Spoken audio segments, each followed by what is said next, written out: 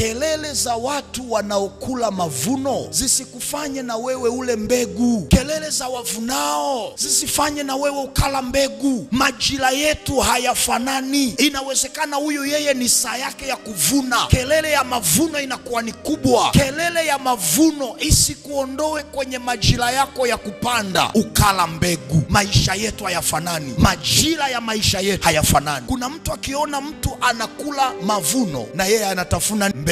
My dear, kama bado uko kwenye saa ya kupanda, Mungu akupe uvumilivu. Usije ukaondolewa kwenye target na watu wanaoshangilia saa ya mavuno. Jifunze kusubiri kwenye maisha yako. Mungu huwa anatoa kwenye maisha ya watu kulingana na majira. Inawezekana huyo anakula mavuno, ni saa yake ya kuvuna. Kama wewe ni saa yako ya kupanda, amini na wewe saa yako ya mavuno inakaribia. Hata kama wanaokula mavuno leo